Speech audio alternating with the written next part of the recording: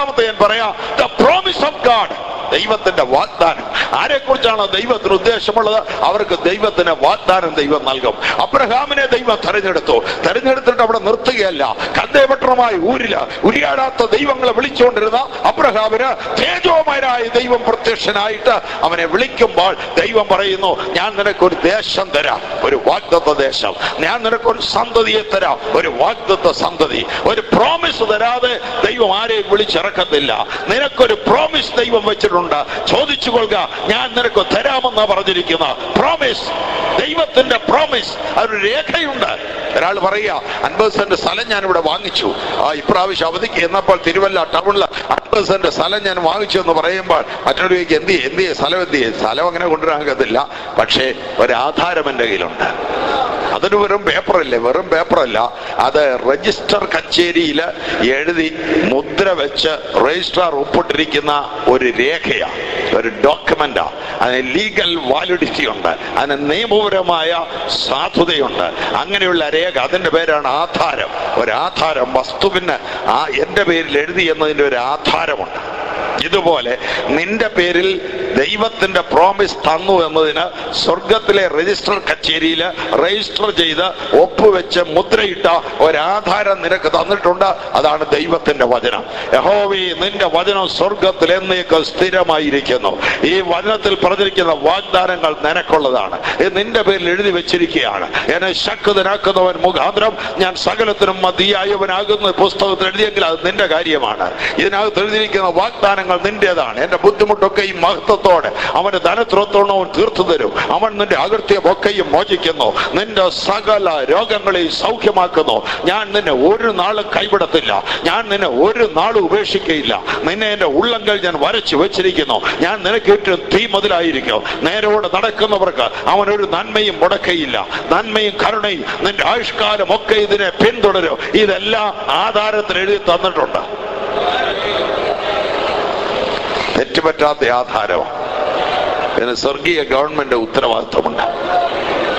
എന്നാൽ ആധാരത്തിൽ എഴുതുന്ന ഒരു വാചകമുണ്ട്, ശ്രദ്ധിച്ചോണം. ആധാരത്തിൽ എഴുതുന്നൊരു വാചകമുണ്ട്.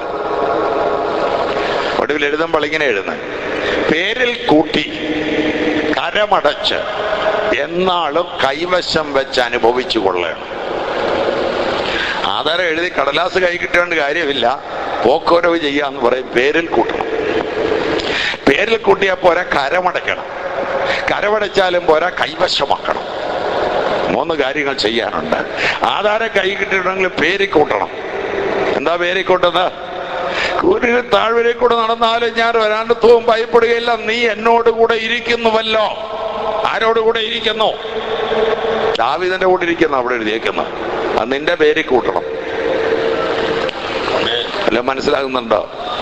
അത് ദാവീദിന്റെ പേരിൽ കിടക്കുന്ന നിന്റെ പേരിൽ കൂട്ടണം. ഇതിനകത്ത് വാഗ്ദാനങ്ങൾ പൗലോസാണ് പറയുന്നത്. എന്നെ ശക്തനാക്കുന്നവൻ മുഖാന്തരം ഞാൻ സകലത്തിനും മതിയാവനാണ്. പൗലോസിന്റെ പേരില്ല, അത് നിന്റെ പേരിൽ കൂട്ടണം. നിന്റെ പേരിൽ കൂട്ടി കഴിയുമ്പോൾ നീ അത് വായിക്കുമ്പോൾ നിനക്കറിയാം അത് നിന്റേതാണ്. അതിന്റെ അവകാശം നിനക്കാണ്, നിനക്കുള്ളതാണ്. മനസ്സിലാകും.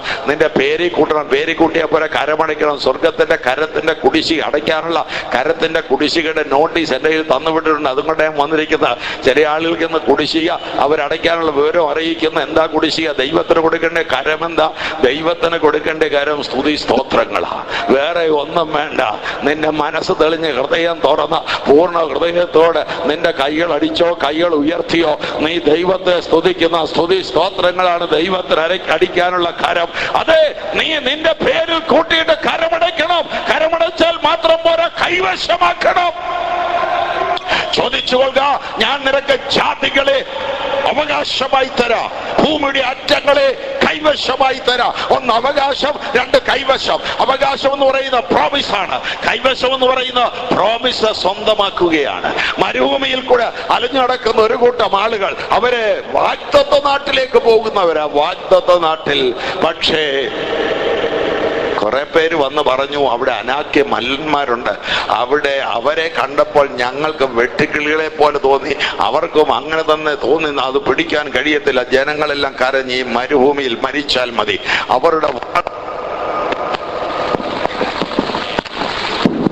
അവരുടെ വാളാൽ വീഴേണ്ടതിന് ഞങ്ങളെ അവിടേക്ക് കൊണ്ടുപോകരുതേ. അന്ന് രാത്രി മുഴുവൻ നിലവിളിച്ചു. അപ്പോൾ രണ്ടുപേര് പറഞ്ഞു, അങ്ങനെയല്ല, ദൈവം നമ്മുടെ കൂടെ ഉള്ളത് കൊണ്ട് നമുക്കത് പിടിച്ചെടുക്കാൻ കഴിയും.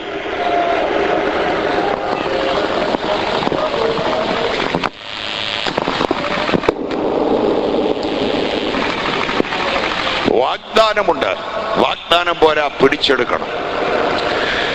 10 പേര് പറഞ്ഞ് പിടിച്ചെടുക്കാനൊക്കത്തില്ല.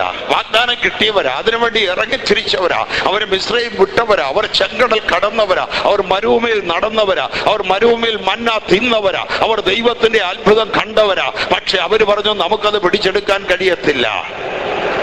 അതുകൊണ്ട് അങ്ങോട്ട് പോകേണ്ട, മരുഭൂമിയിൽ മരിച്ചാ മതി, മരുഭൂമിയിൽ മരിച്ചാ മതി. രണ്ടുപേര് പറഞ്ഞു, യോശുവയും കാലേബും പറഞ്ഞു, അങ്ങനെയല്ല, ദൈവം നമ്മുടെ കൂടെ ഉണ്ട്, നമുക്ക് ഇന്ന് പിടിച്ചെടുക്കാൻ കഴിയും. ദൈവം എന്താ പറഞ്ഞതറിയോ? മരുഭൂമിയിൽ മരിച്ചാൽ മതിയെന്ന് പറഞ്ഞ മുഴുവൻ ആളുകളും മരുഭൂമിയിൽ മരിക്കും. അത് എന്ന് പിടിച്ചെടുക്കാൻ കഴിയുമെന്ന് പറഞ്ഞ് രണ്ടുപേര്, യോശുവയും കാലേബും അവിടെ ചെന്നത് പിടിച്ചെടുക്കും. നിന്റെ വിധി നിന്റെ വാഗുകൊണ്ട് നീ തന്നെയാ പറയുന്നത്. അവിശ്വാസത്തിന്റെ വാക്കുകളൊന്നും പറയല്ല, സംശയത്തിന്റെ വാക്കുകളൊന്നും പറയരുത്. ഇതുകൊണ്ട് ഞാൻ അവസാനിക്കും, ഇതുകൊണ്ടെല്ലാം തീരുമെന്ന് മറ്റുള്ളവരുടെ മുമ്പിൽ കപടമായ താഴ്മ കാണിക്കാൻ വേണ്ടി ഒരു കാര്യവും നിന്നെ തന്നെ താഴ്ത്തി നീ പറയണ്ട. നീ ദൈവത്തിന്റെ പൈതലാണ്, ദൈവത്തിന്റെ വാഗ്ദാനം നിനക്കുള്ളതാ, അതിന്റെ അവകാശിയ. എന്റെ ദൈവം എന്നോട് പറഞ്ഞത് എന്റെ ദൈവം എനിക്ക് നിവർത്തിച്ചു തരും എന്ന് ഉറപ്പിച്ചു കൊള്ളണം, കൈവശമാക്കണം. അങ്ങനെ ചെയ്യുന്ന ആളുകൾക്ക് ഈ വാഗ്ദാനങ്ങൾ ഒന്നിനു പുറകെ ഒന്നായി നിറവേറി വരും. നീ വിരൽ ചൂണ്ടി പ്രാർത്ഥിക്കുന്ന ജീവിതങ്ങളെ ദൈവം വേർതിരിച്ചുകൊണ്ട് വരും. നിന്റെ ഉള്ളങ്കാൽ ചവിട്ടുന്ന വീടുകളിൽ ദൈവത്തിന്റെ കൃപ ആവരിച്ചവർ നിന്റെ പിന്നാലെ ഇറങ്ങി വരും. നീ കൈവച്ച് പ്രാർത്ഥിക്കുന്ന രോഗികൾക്ക് അത്ഭുത രോഗശാന്തി ഉണ്ടാകും. നീ എഴുതിയിട്ട് പ്രാർത്ഥിക്കുന്ന വിഷയങ്ങൾക്ക് അത്ഭുത മറുപടി ദൈവം നൽകി